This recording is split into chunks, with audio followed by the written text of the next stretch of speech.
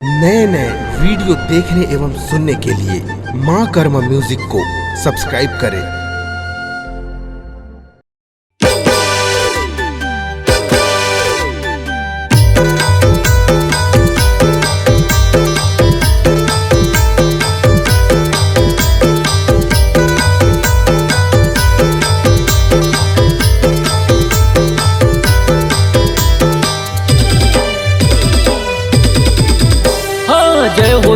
जय हो बाबा तो जय हो गुरु तो जय हो बाबा तो जय हो गुरु तो।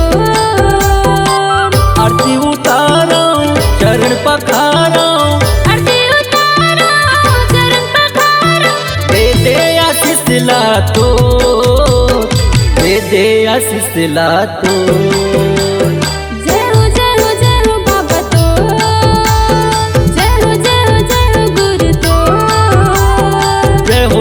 जय हो घासी तो जय हो बाबा तो।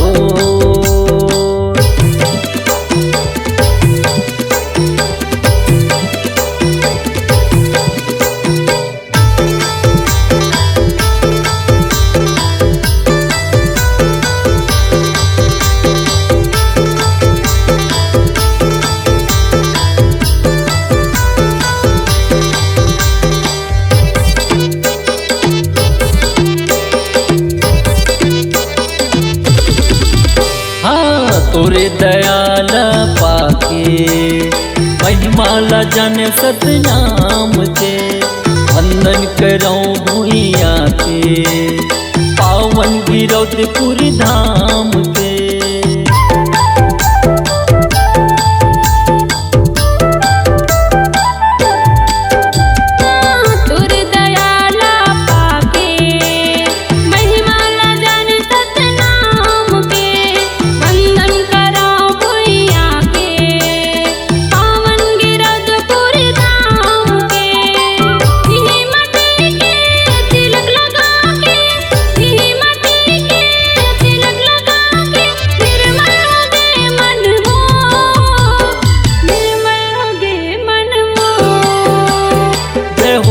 जय हो घासी तो जय हो बाबा तो। जय हो घासी तो जय हो बाबा तो।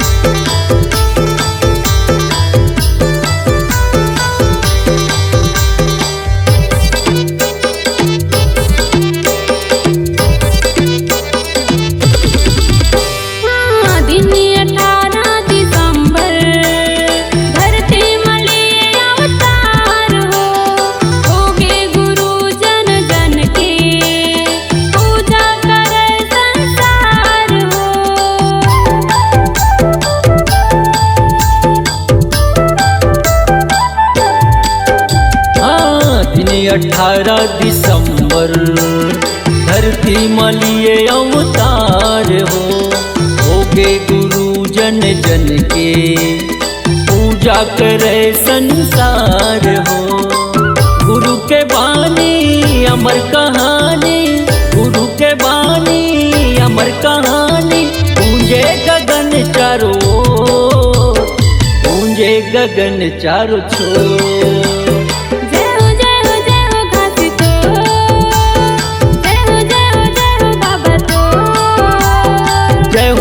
जय हो बाबा तो जय हो बाबा तो।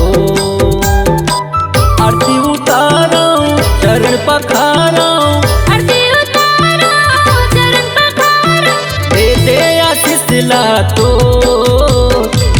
दे आशीष ला तो।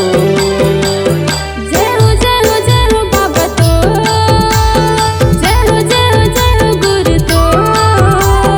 जय हो घासी तो जय हो घासी तो। जय हो बाबा तो हो जय हो जय हो घासी